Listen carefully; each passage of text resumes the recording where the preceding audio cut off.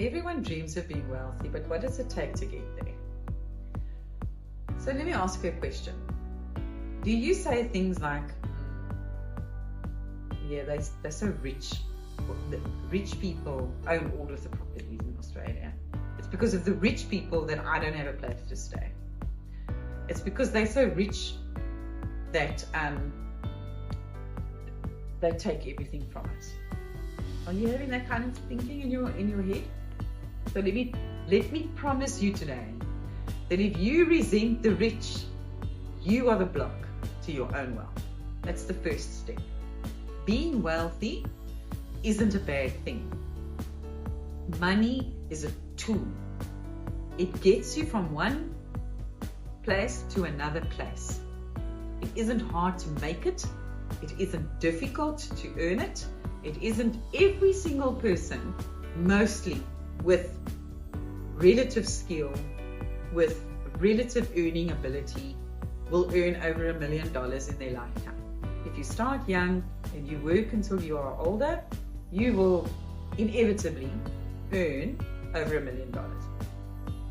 If you work, for example, for 10 years and you're earning, for example, $100,000 a year, that's $1 million. If you are, for example, let's say you're earning $50,000 a year and you work for 20 years, that's $1 million. Over our lifetime, we will inevitably earn that money. So earning money isn't hard. You just need to exert a little bit of effort for it. Here's what I know.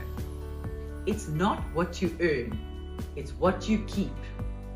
So, clients that are wealthy young are self-made. Self-made wealth that happens young is generally because the person is a net investor more than what they are a consumer.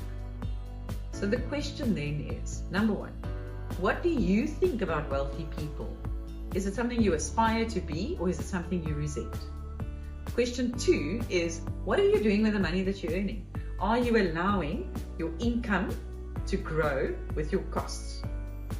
Because that's a zero sum. Fortunately, in Australia, we have superannuation, which is legislated that 12% of your money will already be packed away until retirement. So thank goodness for that, because we are forced to save. But how much more are you investing? If the first amount of money that comes in is 10%, so I don't know, let's use an example. $100 comes in. You take $10 and you put that into an investment account. That's the 10%. You live on 90. Let me give you a very literal example. If you buy a pack of 6 eggs and you make yourself a 6-egg omelette, that's a good omelette. But if you take the first egg and you put it aside, which is 10%, and you make yourself a 5-egg omelette, maybe one bite less. Same taste, same experience, same joy. Same with your money. It isn't that hard to be an investor. So, number one, think about how you think about the wealthy. Number two, think about your living costs. Are you a net investor first? And then number three, what are you spending your time, your energy? What are you doing with the freedom that you have? Are you using it to build knowledge?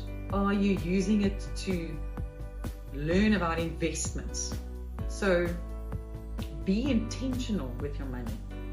And I would say fundamentally, those are probably the top 3 things that I would go with around, is wealth available to everyone? Absolutely. And can it be done by anyone? Absolutely. Is it hard? Well, it depends on on the heart you choose. If you want to know more about growing wealth intentionally, please reach out to me. My name is Norma Falconer, or any one of my team at thinkcapitaladvice.com.au.